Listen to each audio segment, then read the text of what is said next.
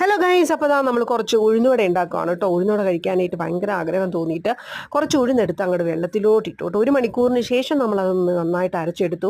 അതിലേക്ക് സവാളയും ഇഞ്ചിയും പച്ചമുളകും ചെറുതായി അരിഞ്ഞത് ചേർത്ത് കൊടുത്തു. പാകത്തിന് ഉപ്പ് ചേർത്ത് കൊടുത്തു. പിന്നെ ക്രഷ് ചെയ്ത കുരുമുളകും കൂടി ചേർത്ത് നന്നായിട്ട് മിക്സ് ചെയ്തു കേട്ടോ.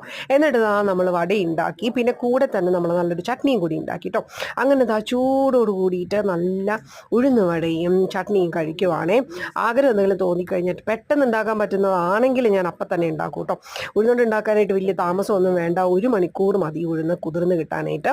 അങ്ങനെ ഉഴുന്നോടെ കഴിക്കുവാണ് കേട്ടോ. ഇനി വലിയൊരു പണി ഇങ്ങനെ കിടക്കുവാണ്. നമുക്ക് ബീഫ് വാങ്ങിച്ചുകൊണ്ടെന്ന് വെച്ചിട്ടുണ്ട്. പിന്നെ ഏട്ടനൊരു പുതിയ എന്താ പറയുക, നമ്മൾ ആദ്യമായിട്ടാണ് കേട്ടോ കാണുന്നത് തന്നെ. കരിനാക്കെന്ന് പറഞ്ഞ് വാങ്ങിച്ചുകൊണ്ട് വെച്ചിട്ടുണ്ട് കേട്ടോ.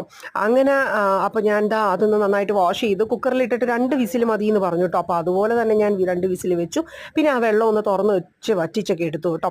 എന്നിട്ട് ഞാൻ കുറച്ച് സവാളയും ഇഞ്ചിയും വെളുത്തുള്ളിയും കൂടി ചതച്ചെടുത്തു. പിന്നെ നമ്മൾ അതിലേക്ക് പച്ചമുളക് അരിഞ്ഞ് ചേർത്തു. നന്നായിട്ട് വെളിച്ചെണ്ണയിൽ തന്നെ നന്നായിട്ട് വഴറ്റി പാകത്തിന് ഉപ്പ് ചേർത്ത് കൊടുത്തു. മഞ്ഞൾപ്പൊടി, മുളക് പൊടി, പിന്നെ ഒരുപാട് ക്രഷ് ചെയ്ത് കുരുമുളക് ചേർത്തു കേട്ടോ. കുരുമുളക് ഇട്ടെടുക്കാനാണ് എൻ്റെ അടുത്ത് പറഞ്ഞത്. അപ്പോൾ അതുപോലെ തന്നെ ഞാൻ കുരുമുളക് ഒരുപാട് ചേർത്തു. പിന്നെ നമ്മൾ ഗരം മസാല ചേർത്ത് കൊടുത്തു. നമ്മൾ മല്ലിപ്പൊടി ചേർത്തില്ല കേട്ടോ.